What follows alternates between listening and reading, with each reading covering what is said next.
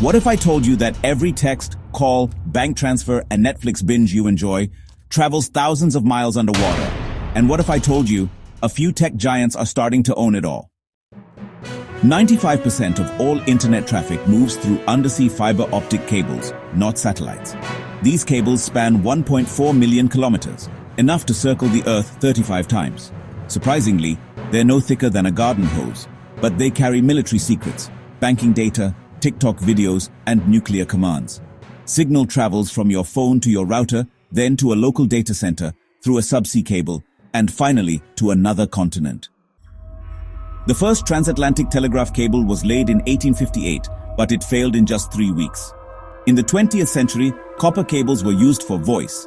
In the modern era, fiber optics allowed terabytes of data to move every second. Initially, these cables were built and owned by governments and telecom firms like AT&T and British Telecom. Today, ownership has shifted. Google, Meta, Microsoft, and Amazon now own or co-own dozens of cables. Why?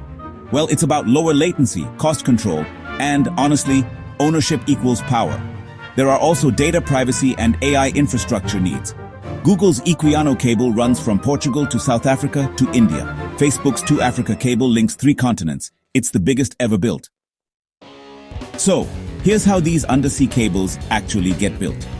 Specialized cable-laying ships move kinda slowly, like just about 5 to 8 kilometers per hour, while carefully laying the cables across the ocean floor. And yeah, they have to navigate all sorts of tricky stuff underwater, like mountains, fault lines, coral reefs, and deep trenches.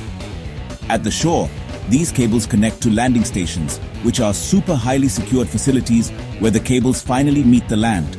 If you could look inside a cable's cross-section, you'd find a fiber-optic core at the center, copper for power, steel for armor, and plastic for waterproofing.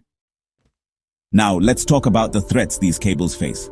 There are fishing trawlers that can accidentally snag them, earthquakes that shake things up, and even sabotage. And honestly, just one cable break can cut off entire countries from the internet. In 2023, US policy actually blocked China from laying cables near Taiwan. Why? Because whoever controls these cables basically controls surveillance and, well, cyberpower. You know, the internet feels wireless, but it's actually 100% physical. These cables don't just move data, they move power, influence, and, yeah, a lot of money. That's why countries are starting to militarize their protection. The next big cyber war, it might just start beneath the sea.